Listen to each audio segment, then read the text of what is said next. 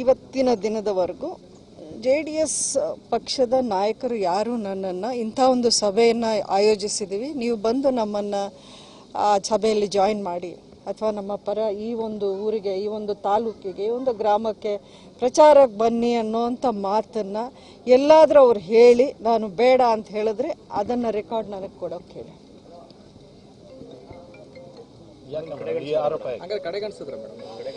ಕಡೆಗಣಿಸೋದಿಲ್ಲ. ಬಹುಶಃ ಅವರು ನೀವಿಲ್ದೇನೆ ಎಲೆಕ್ಷನ್ ಮಾಡ್ಕೊಳ್ಳೋಕ್ಕೆ ನಮಗೆ ಆಗತ್ತೆ ಅನ್ನೋದು ತೋರಿಸ್ಬೇಕು ಅಂತ ಕೆಲವರು ಇದ್ದಿರ್ಬೋದು, ಗೊತ್ತಿಲ್ಲ.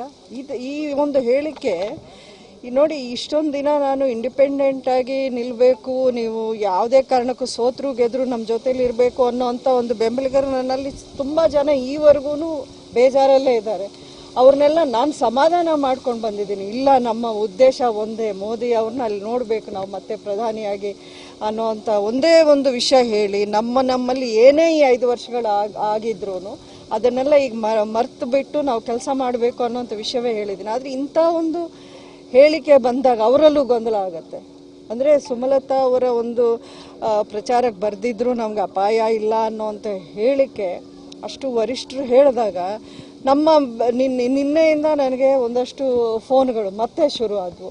ಅಂದರೆ ನಮ್ಮ ವೋಟ್ ಬೇಡವಾ ಅವ್ರಿಗೆ, ನಾವೆಲ್ಲ ಲೆಕ್ಕಕ್ಕಿಲ್ವಾ ಅನ್ನೋ ರೀತಿಯಲ್ಲಿ ಕೇಳ್ತಾ ಇದ್ದಾರೆ. ಆದರೂ ನಾನೇನಾದರೂ ವಿರೋಧದ ಹೇಳಿಕೆಯನ್ನು ನಾನು ಹೇಳಿದ್ನ ಇಷ್ಟು ದಿನಾನು?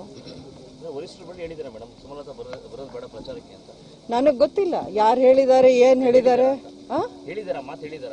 ಯಾರು?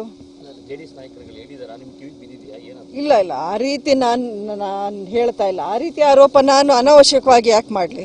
ಆದರೆ ನನ್ನನ್ನು ಕರೆದಿಲ್ಲ, ನನ್ನನ್ನು ಯಾವುದೇ ಒಂದು ಪ್ರಚಾರಕ್ಕೆ ನೀವು ಬನ್ನಿ ಅಂತ ಈವರೆಗೂ ಕರೆದಿಲ್ಲ. ಯಾರು ನನ್ನ ಫೋನಲ್ಲೂ ಟಚ್ಚಲ್ಲೂ ಇಲ್ಲ. ಅವತ್ತು ಕುಮಾರಸ್ವಾಮಿ ಅವ್ರು ನಮ್ಮ ಮನೆಗೆ ಬಂದಾದ್ಮೇಲೆ ಈವರೆಗೂ ಅಲ್ಲಿಂದನೂ ನನ್ನ ಜೊತೆಯಲ್ಲಿ ಯಾರೂ ಫೋನಲ್ಲಿ ಮಾತಾಡಿಲ್ಲ. ನನ್ನ ಸುತ್ತಮುತ್ತ ಯಾರಿಗೂ, ನಮ್ಮ ಆಪ್ತರಿಗೂ ಯಾರೂ ಕೇಳಲಿಲ್ಲ ಈ ರೀತಿ ಮೇಡಮ್ ಬರಬೇಕು, ನಮ್ಮ ಪ್ರಚಾರಕ್ಕೆ ಜಾಯ್ನ್ ಆಗಬೇಕು ಅನ್ನೋಂಥದ್ದು. ಇನ್ಫ್ಯಾಕ್ಟ್ ಅವತ್ತು ಮೋದಿ ಅವರ ಮೈಸೂರು ಸಮಾವೇಶದಲ್ಲಿ ಅಶೋಕ್ ಅವರು ಹೇಳಿದ್ರು, ನಾನು ಒಂದು ಡೇಟ್ ಎಲ್ಲ ಫಿಕ್ಸ್ ಮಾಡಿ ಅವರು ನನ್ನನ್ನು ಕೇಳಿದ ಮೇಲೆ ನಾನು ನಿಮ್ಗೆ ಹೇಳಿ ಕಳಿಸ್ತೀನಿ, ಅವತ್ತು ದಿನ ಬನ್ನಿ ಅಂತ ಹೇಳಿದ್ದಕ್ಕೆ ಅದರಲ್ಲಿ ನಾನು